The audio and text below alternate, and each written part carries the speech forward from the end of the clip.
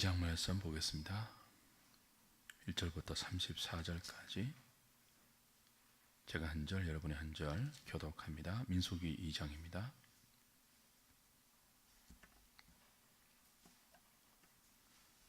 여호와께서 모세와 아론에게 말씀하여 이르시되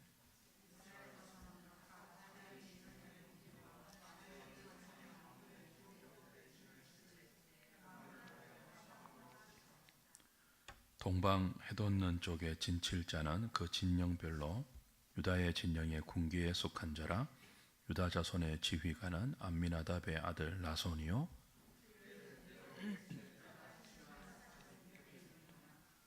그 곁에 진칠자는 이사갈 지파라. 이사갈 자손의 지휘관은 수알의 아들 느다넬이요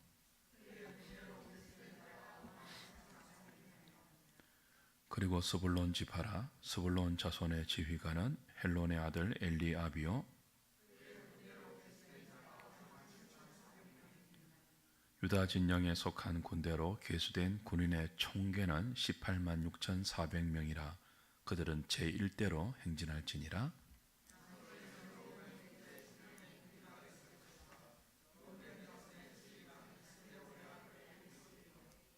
그의 군대로 계수된 자가 4만 6,500명이며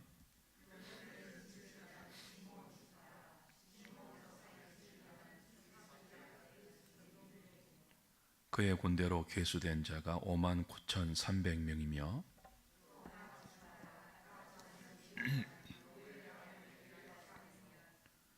그의 군대로 계수된 자가 4만 5,650명이니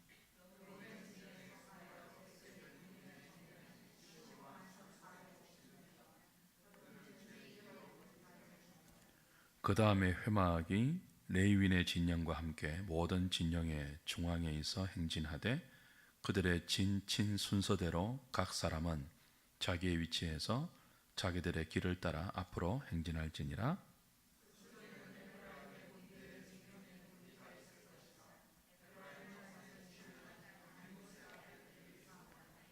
그의 군대로 계수된 자가 4만 500명이며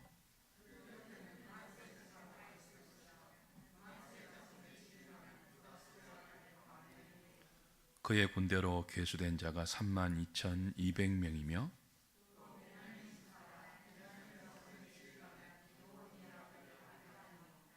그의 군대로 계수된 자가 3만 5,400명이니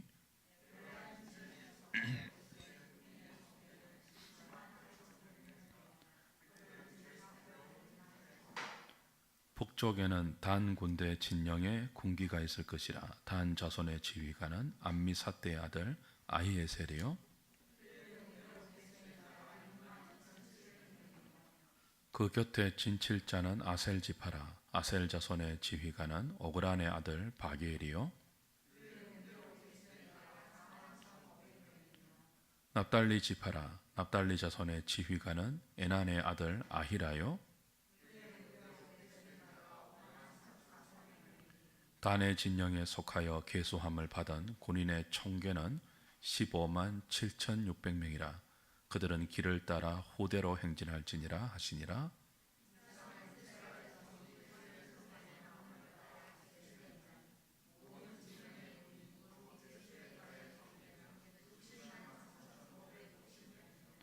레위는 이스라엘 자손과 함께 계수되지 아니하였으니 여호와께서 모세에게 명령하심과 같았느니라.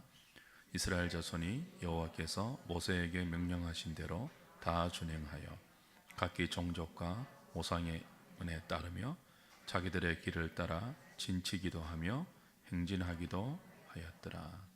아멘.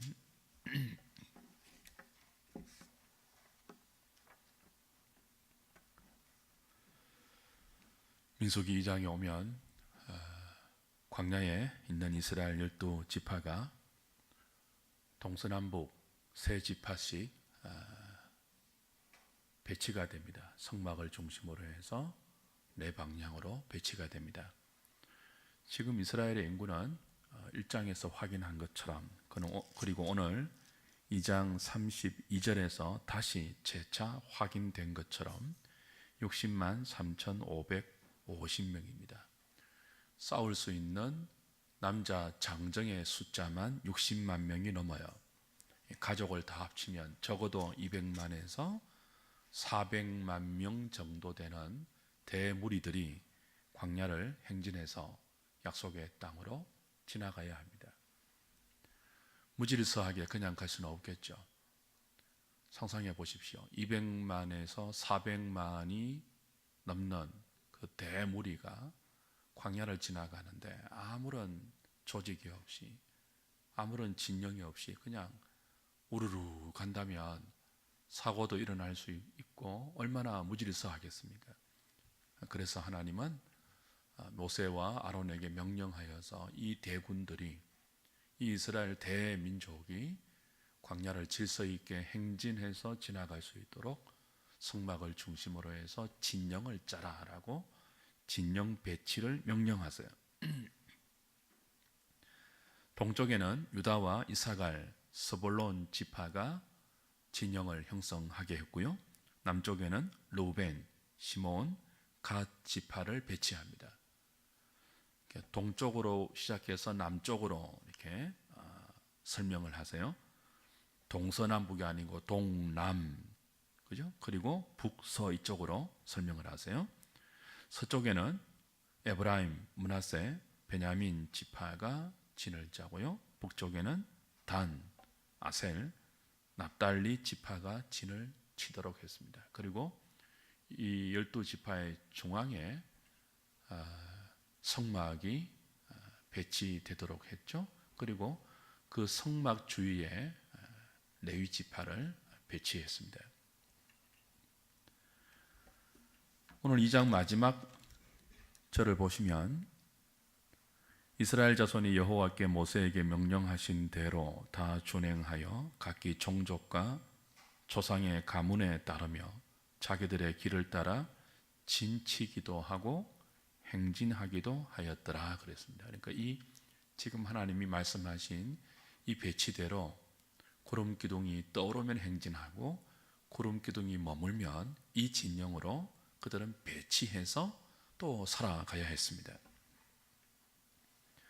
머물 때만 아니고 행진할 때도 성막이 중앙에 있도록 해서 동서남북 하나님이 배치한 그 지파대로 지파 연합 공동체를 이루어서 어디서든지 하나님을 바라볼 수 있도록, 성막을 바라볼 수 있도록 그렇게 진치기도 하고 그렇게 행진하기도 하게 하신 거죠.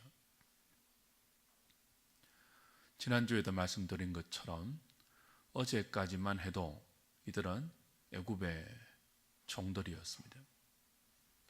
그런데 하나님의 은혜로 구원을 받아서 하나님의 언약 백성이 되었습니다. 하나님은 이들 가운데 친히 계시면서 이들을 인도하고 보호하고 책임지기 위하여 성막을 지으라고 했습니다. 내가 너희들과 함께 해줄게. 내가 너희들 가운데 있어줄게. 성막을 지어라. 나의 처소이다. 그리고 그 성막을 중심으로 해서 이들이 하나님의 언약 백성으로 어떤 삶을 살아야 할지를 언약의 법들로 주셨습니다. 십계명을 주셨고 시민법을 주셨고 정결법을 주셨고 제사법을 주셨고 성결법을 주셨어요. 그리고 그게 끝이 아니죠. 조금 전까지 말씀드린 것이 출애굽기와 레위기의 말씀이었다면 이제 민수기에 오면 이들의 숫자를 계수하시죠. 숫자 계수의 의미가 무엇이라고 했습니까? 지난주에 군대를 조직하는 거죠. 군대처럼 안 보여요. 완전히 오합지졸이죠. 아직까지 애굽의 노예 근성이 남아있고 틈만 나면 불평하고 원망하는 그런 사람들입니다. 그런데 하나님은 20세 이상 싸울 수 있는 남자의 숫자를 계수해서 이들을 여호와의 군사로 세우시죠. 그리고 이들을 여호와의 군사로 세우기 위한 다음 조치로 성막을 중심으로 한 진영을 짜게 한 거예요. 그래서 아직까지 이들이 무기도 없고 힘도 없고 병거도 없고 세상 어떤 나라의 군사와 군대와 비교해 볼 때 정말 군대라고 할 수 없는 그런 모습이지만 전혀 다른 차원의 군대로 하나님은 이들을 세우고 있습니다. 그것이 무엇이죠? 성막을 중심으로 한 진영의 배치예요. 아무것도 없는 무서운 광야, 사방의 적들이 호시탐탐 기회를 노리고 있고, 낮에는 뜨거운 태양과 밤에는 맹렬한 추위, 그리고 무서운 맹수들이 우글거리는 이 광야에서 그들을 보호하는 하나님의 임재가 그들의 진영 가운데 성막으로 존재하고, 그 하나님을 중심으로 그들이 믿음 공동체로 모여 있으면 아무리 광야라 할지라도 두려워할 것 없다. 너희들은 나의 군사가 될 수 있다. 그런 의미가 이 민수기 2장의 진영 배치에 들어 있습니다. 사랑하는 여러분, 오늘 우리가 함께 읽은 민수기 2장에 나오는 이스라엘 12지파의 진영 배치는요, 성막 중심의 배치이죠. 이건 구약 광야 교회의 핵심적인 사상입니다. 구약 광야 교회의 가장 큰 특징이 바로 이 성막을 중심으로 한 12지파의 동서남북 배치예요.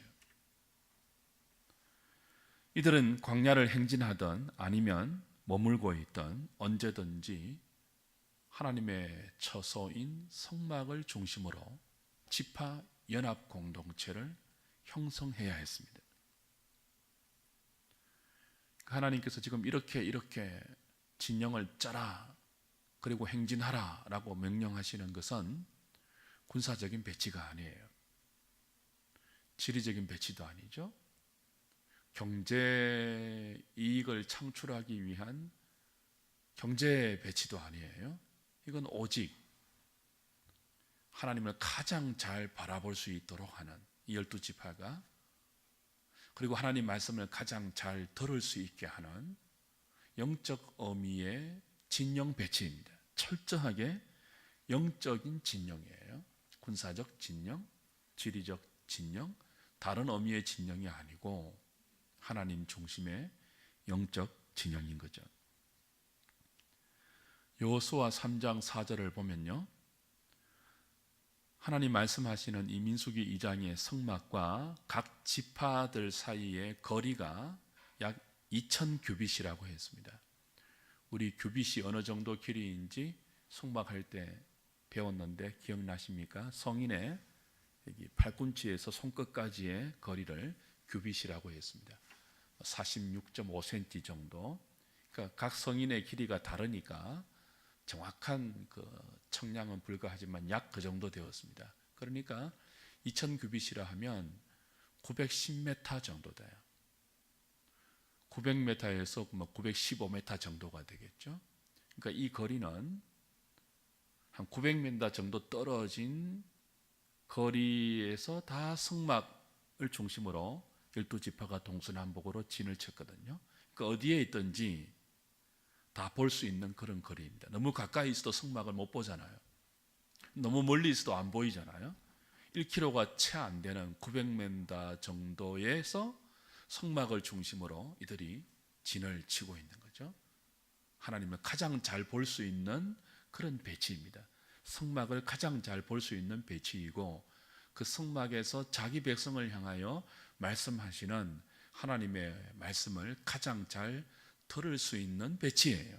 철저하게 영적인 배치이죠. 동시에 이 성막의 지성소에 누가 계시죠? 하나님이 계시죠. 그 임재하신 증표가 뭡니까? 구름기둥, 불기둥이에요.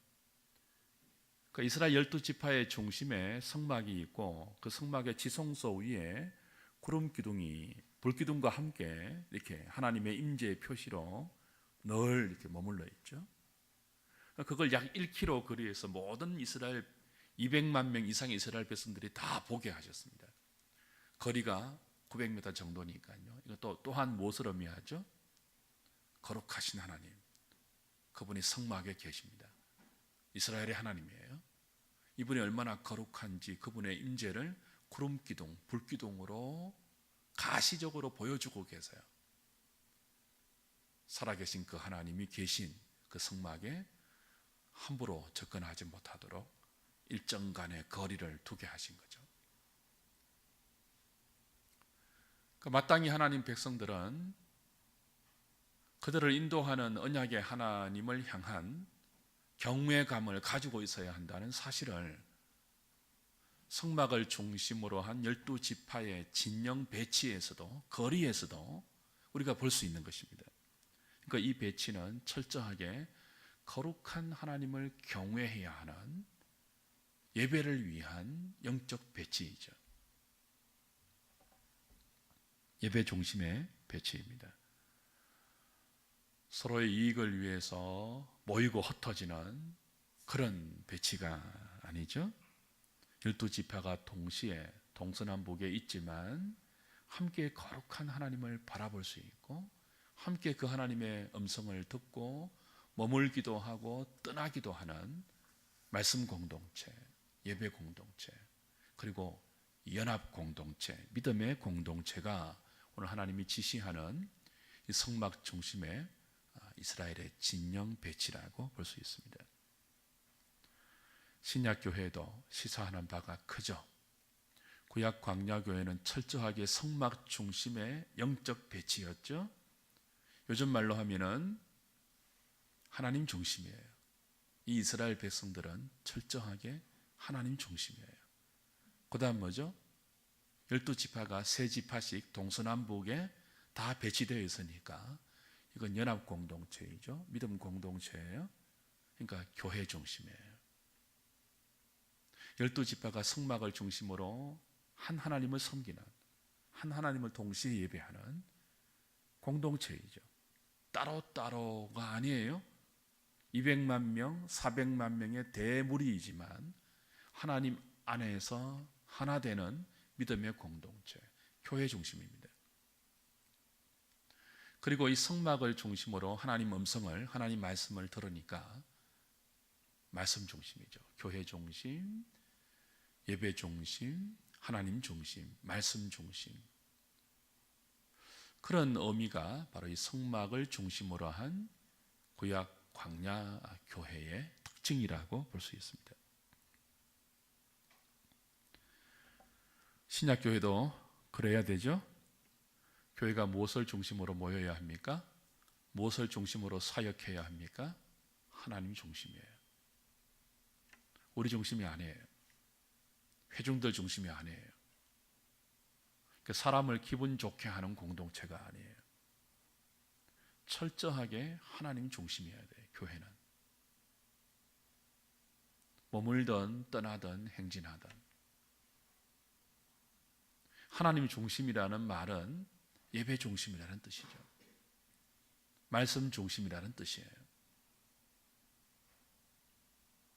그리고 오늘 아침 신명기 묵상에도 확인했죠. 하나님 중심, 예배 중심, 말씀 중심에서 떠나면 하나님을 자기 중심으로 섬기게 됩니다. 그게 형상을 만드는 것으로 나타나요. 금송아지처럼. 인본주의죠. 신약교회가 더 이렇게 그 교훈을 받아야 하는 구약 광야 교회의 중요한 거울의 교훈입니다. 말씀 중심, 예배 중심, 하나님 중심, 교회 중심. 그 중심이 바르게 서 있을 때 우리가 어디에 있든지 하나님의 군대가 될 수 있습니다. 그리고 하나님의 보호를 받을 수 있습니다. 하나님의 은혜를 경험할 수 있고 하나님께서 살아 계셔서 그의 백성들을 어떻게 인도하시는지를 맛볼 수 있어요. 하나님 중심의 신앙생활 하실 수 있기를 바랍니다. 교회 중심이 되기를 바라요. 예배 중심, 말씀 중심의 신앙이 되어서 우리 가운데 계신 하나님께서 저와 여러분들을 어떻게 보호하시고 그 밑에 피하는 그 백성들을 어떻게 인도하고 책임지는지를 경험하는 저와 여러분 될 수 있기를 다시 한번 주님의 이름으로 부탁드립니다. 오늘 두 번째로 생각해야 될 것은 이 진영 배치가 정착을 목적으로 한 진영 배치가 아니라는 거예요. 출애굽기 12장 41절과 18장 13절 이하를 보면 이미 각 지파별 가족 구조는 조직이 되어 있습니다. 그래서 오늘 민수기 2장에서 보는 성막을 중심으로 한 이 12지파의 진영 배치는요, 그냥 얼핏 보면 정착을 잘 하기 위한 배치처럼 보이잖아요. 중간에 성막이 있고 동쪽으로 세 지파, 남쪽으로 세 지파, 서쪽으로 세 지파, 북쪽으로 세 지파, 12지파가 사각형의 진영을 이루고 있단 말이에요. 그러니까 정착을 잘 하기 위한 진영처럼 보여요. 그런데 이 민수기 2장에 성막을 중심으로 한 진영 배치는 정착을 목적으로 한 배치가 아닙니다. 무엇을 목적으로 한 배치입니까? 2장 9절 보십시오. 맨 처음 동쪽으로 배치된 유다 진영과 그리고 이사갈과 스불론 진영을 설명하고 나서 마지막에 9절에 유다 진영에 속한 군대로 계수된 군인의 총계는 18만 6,400명이라 그들은 제1대로 뭐 하라고요? 행진할지니라 그랬습니다. 제1대로 맨 처음 구름이 떠오르면 이제 행진을 해야 되는데 맨 처음 행진하는 것이 유다 지파가 선봉이 된 동쪽 진영이라는 거예요. 17절 16절 보십시오. 로벤 지파가 리더가 된 그 다음 지파 그 세 지파는요 총 15만 1,450명인데 그들은 2차로 제2대로 행진할지니라. 그 행진을 또 이야기하고 있습니다. 그 다음에 17절 이 지파의 중앙에 있는 회막 성막에 레위인의 진영이 배치되는데 이들도 각각 자기의 위치에서 자기들의 길을 따라 앞으로 뭐 하라고요? 행진할지니라 되어 있습니다. 24절 에브라임 진영에 속한 나머지 세 지파도 제3대로 행진할지니라. 그 다음에 31절 역시 맨 마지막에 단 지파가 리더가 된 이 세 지파도 그죠? 후대로 길을 따라 행진할지니라. 그러니까 이 민수기 2장에 나오는 진영 배치의 주된 목적은 정착이 아니고 뭐예요? 행진이에요. 행진할 때 제1대가 동쪽 지파이고 유다가 리더가 된 제2대가 뭐예요? 시몬이 그죠? 리더가 된 로벤이 리더가 된 나머지 세 지파이고 그다음에 중간에 레위인들이 배치하고 있는 성막을 이제 따라가고 그다음에 서쪽에 에브라임의 지파가 리더가 된 세 지파가 따라가고 맨 마지막에 단 지파가 리더가 되어 있는 북쪽의 지파가 따라가는 행진하는 그 행진을 주된 목적으로 민수기 2장이 설명하고 있어요. 그러니까 이 배치는 정착을 주 목적으로 하는 배치가 아니고 물론 정착할 때도 동서남북 이 진영대로 배치가 되어야 하지만 하나님께서 이 진영 배치를 명하시는 주된 목적은 뭐예요? 행진이에요. 행진. 행진을 위한 배치라는 거죠.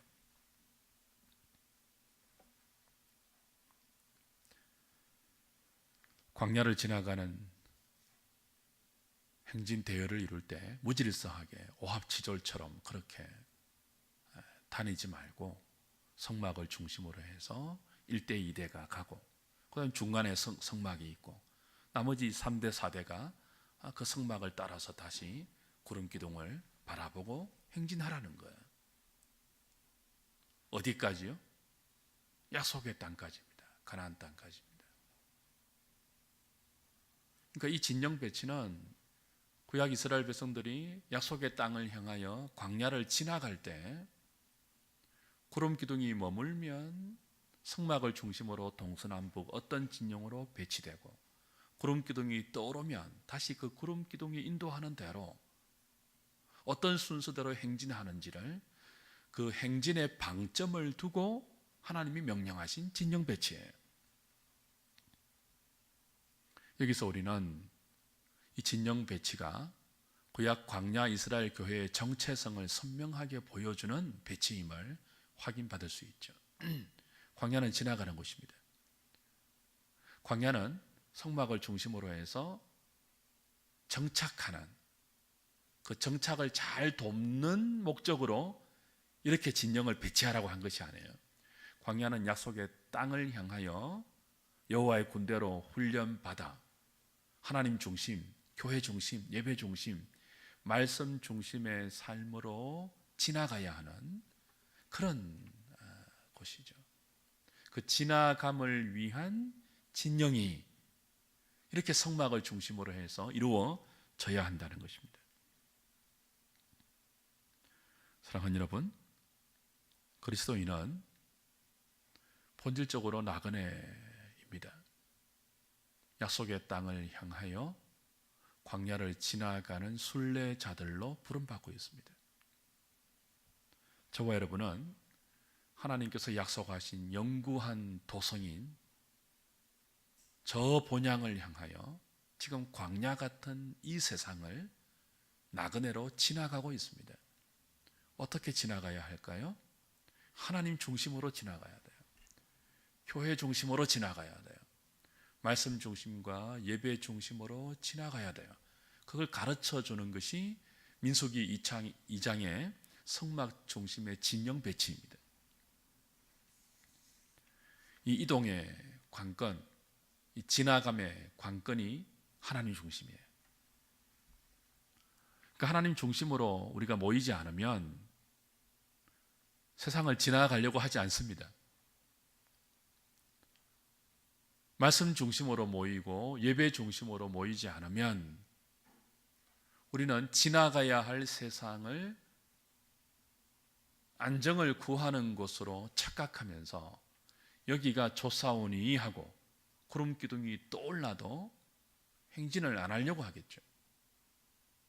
그래서 이 진영 배치가 말씀을 가장 잘 받을 수 있는 구조예요. 그 말씀 중심으로 머물러 있던 떠나던 하나님 말씀을 따라서 약속의 땅까지 나그네로 지나가는 그 광야, 교회, 이스라엘 언약 백성들이죠. 저와 여러분들이 오늘도 하나님 중심, 교회 중심, 예배 중심, 말씀 중심의 신앙을 견고하게 붙들고 있을 때, 그 신앙을 잘 진행해 나갈 때 하나님께서 지시하신 곳으로 그때 이동할 수 있는 것입니다. 그리고 하나님이 지시하신 곳에 또한 머물 수 있는 것입니다. 오른쪽으로 하면 오른쪽으로 갈 수 있고요. 여기 머물라 하면 머물 수 있는 거예요. 내 생각대로 하는 것이 아니고 세상 유행대로, 세상 흐름대로 하는 것이 아니고 우리의 삶의 모든 일거수일투족을 하나님 중심으로, 예배 중심으로, 말씀 중심으로, 교회 중심으로 이루어갈 때 표대를 향하여 한 걸음 한 걸음 우리의 삶을 믿음으로 살아낼 수 있다는 뜻입니다. 그래서 어디에 있든지 성막을 잘 바라볼 수 있도록 배치한 거예요.